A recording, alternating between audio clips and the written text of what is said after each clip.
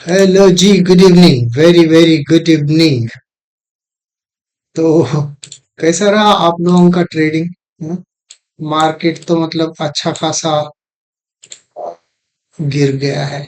जो पिछले हफ्ते का एंटायर कैंडल था, ऑलमोस्ट ऑलमोस्ट क्या पूरा उस कैंडल को जो है स्वाहा कर दिया है। स्वाहा कर दिया है, तो अभी आगे क्या करें? मेरा ट्रेड अच्छा खासा आज के दिन बना हुआ था, लेकिन ये जो कैंडल जो लास्ट में बनी, इनफैक्ट डबल बॉटम बन गया था। डबल बॉटम बनने के बाद ऑलमोस्ट इस पर्टिकुलर पिवोट को भी इसने टच किया था, तो ऊपर जाने की प्रक्रिया चल रही थी। मैं सोचा कि कम से कम यहाँ तक जाएगा तो मैं निकाल दूंगा, यू नो। नॉर्मली मैं लेवल टू लेवल प्ले करता हूँ, और लेकिन ये जो कैंडल आ गया। लेकिन एक चीज होता है, जब भी आपको निकलने के लिए एक मौका तो देता है मार्केट, आप उसी में सतर्क हो जाना चाहिए, राइट। लेकिन मेरे से गलती हो गई कि मैं यहाँ पर जब दोबारा आ गया था, इस कैंडल पर ऊपर चले गया था, तो मुझे निकल जाना चाहिए था। मैंने सोचा कि नहीं नहीं, इधर जाएगा, बट नहीं, हु नोज इतना नीचे गिरेगा बोल के। इतना गिरने के बाद जब डबल बॉटम बन गया था, और इस पर्टिकुलर नेकलाइन को भी इसने जब ब्रेक किया था, तो obviously one would think that yes, the next target is going to be this. But anyhow, over trading kills. So, however much that disciplined you are, but still, market is supreme. अच्छा, अभी हम देखेंगे कि कल के दिन क्या कर सकता है। उससे पहले हम जो है वीकली टाइम फ्रेम पर चलते हैं। अगर आप वीकली एनालिसिस का वीडियो देखे हैं, तो हमने बात ये की थी कि ये जो पिछले हफ्ते का हाई एंड लो मार्क कर लेने के लिए बोला था, जिस तरफ पर भी टूटेगा, अगर नीचे की तरफ टूटेगा, तो ऑब्वियसली ये जो गैप है, इस गैप को फिल करने के लिए जाएगा, राइट। और ऊपर के लिए जाता है, तो देन ऊपर के लिए हमने डेली के स्विंग्स मार्क किए हुए थे, और डेली के स्विंग्स के हिसाब से वो ऊपर की तरफ हायर लोज एंड हाँ, लोअर है, sorry not higher lows, lower है, इस पर्टिकुलर टारगेट तक जा सकता बोल के हमने बात की थी। लेकिन अभी ये आ गया, इस पर्टिकुलर कैंडल के नीचे भी ये क्लोज हो गया है, तो बचता क्या है अभी? ये गैप। कब आएगा ये गैप? शुक्रवार तक तो आना ही चाहिए। आज क्या मंगलवार हो गया, बुध गुरु शुक्र, राइट। 3 दिन के अंदर ये गैप फिल हो जाना चाहिए। पता नहीं कल करेगा, या फिर कल थोड़ा एक रिट्रेसमेंट ऊपर लेके फिर उसके बाद ये नीचे गिरेगा। जो भी है देखना पड़ेगा, मार्केट जो लाइव मार्केट में करता है। But all probabilities are that is this will close the gap, है ना। गैप फिल करने के बाद क्या नीचे की प्रक्रिया फिर जारी हो जाएगी, क्या करेगा देखना पड़ेगा। बैंक निफ्टी देखते हैं, बैंक निफ्टी का क्या हाल है। बैंक निफ्टी से पहले सेंसेक्स देखते हैं, क्योंकि Sensex is related to Nifty. So ये भी जो है ऑलमोस्ट इस कैंडल का रिटेस्ट किया गया है। सो ऑब्वियसली यहाँ पर भी जो गैप है, इस गैप को ये फिल करने के लिए आना चाहिए, राइट।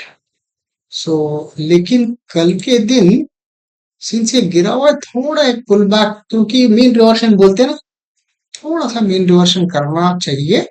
उसके बाद रेज्यूम कर लेता है journey, then one can easily take trade. क्योंकि जो अभी फॉर एग्जांपल, अभी मैं इसको निफ्टी को ही ले जाता हूँ, 5 मिनट टाइम फ्रेम पर डालता हूँ। 5 मिनट पर अगर हम, अच्छा, अभी देखिए कल का पिवोट्स जो है यहाँ पर है, राइट। तो जब सीपीआर यहाँ पर है, तो नॉर्मली ऊपर वाला जो है ये 50% लाइन होता है, राइट। इस पूरा जो भी स्ट्रक्चर है, इस स्ट्रक्चर का 50% लाइन ये वाला होता है, right.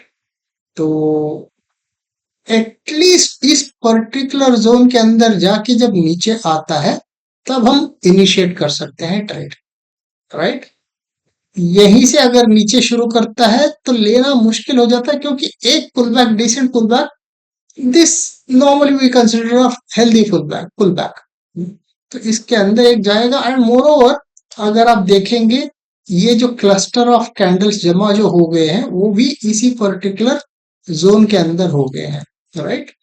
So it makes sense, it is reasonable for it to retrace back till here. It could even touch over here also, overall in this particular zone. And then अगर एक नीचे की तरफ bearish का price action बनाता है, then we can get into the trade, and at least again PDL can be the uh, target, and then if it goes further, yes, one is over here, right? That's how one can trade. Immediately नीचे खुलता है तो normally at least I will not be the one to get into the trade over here, FOMO में आके नहीं लेता हूं मैं, क्योंकि वो कौन सी कैंडल पे पलटेगा हम बोल नहीं सकते हैं, तो इसलिए बहुत रिस्की होता है नीचे का ट्रेड। तो थोड़ा एक लेवल के बाद नीचे भी गिरता है, एक टाइम के बाद थोड़ा सा एक साइडवेज जाने लगेगा या फिर डबल बॉटम जैसा बनाएगा, फिर एक पुल बैक लेने के बाद then at least one can think of a trade like this। उसके बाद जब नीचे उतरता है then one can think of a trade over here after some level of consolidation, और इसको जब टेस्ट करने के बाद, इस पर्टिकुलर जोन को टेस्ट करने के बाद, है ना? You need to have a system for the trading, और वो कहीं पर भी ऐसी ऑर्डर पंच नहीं कर सकते हैं। अच्छा, दिस इज फॉर निफ्टी का हमने बात कर ली। अभी बैंक निफ्टी के बारे में देखते हैं, बैंक निफ्टी क्या कर रहा है। Bank Nifty first will go to the weekly one.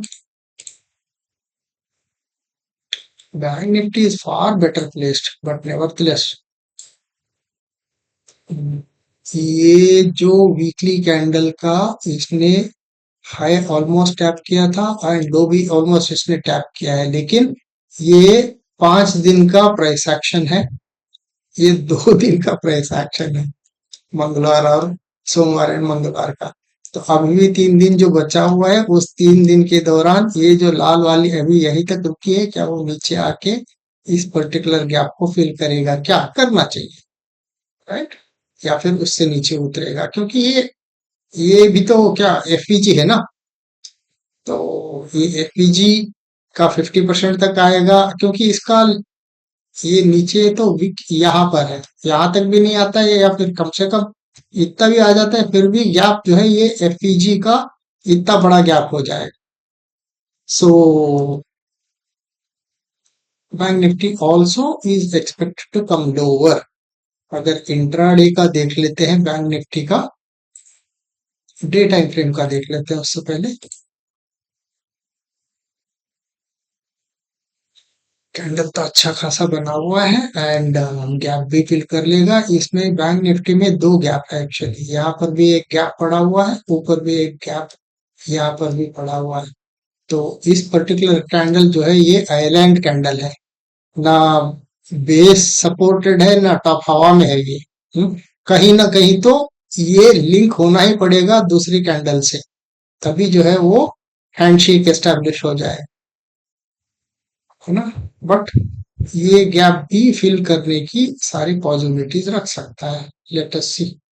Bank Nifty is far stronger than Nifty. Nifty is lousy and no, it doesn't, क्या बोलते हैं, उसमें कुछ ताकत नहीं है अभी फिलहाल तो। सो इंट्राडे के हिसाब से अगर हम देख लें, bank Nifty in fact it's the fall started, bank Nifty dragged Nifty. Nifty was quite okay. This is, ये देखिए निफ्टी में एक्चुअली डबल टॉप ऐसा निफ्टी ऊपर घूम के नीचे आया हुआ है, क्योंकि आई वॉज सरप्राइज। निफ्टी में क्या हो गया था, एक बार ऑलरेडी सीपीआर के नीचे उतरा था, फिर सीपीआर के ऊपर गया, which shows that you know there is good strength in the instrument, right? क्योंकि नॉर्मली जब टूटता है तो S1 तक तो जाना चाहिए, राइट? या फिर प्रीवियस डे लो तक तो जाना चाहिए, which he did not do. So it went up, but it was a धोखा, it was a fake move. And देखिए क्या सॉलिड, मतलब नीचे की तरफ मूव रहा। सो कल के दिन यहाँ पर क्या कर सकता है,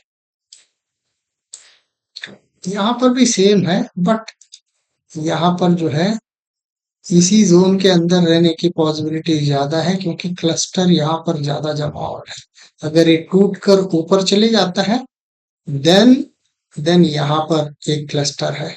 सो इधर एक स्टेप ऊपर चले गया, it I doubt whether it will be able to break this particular level. I don't think.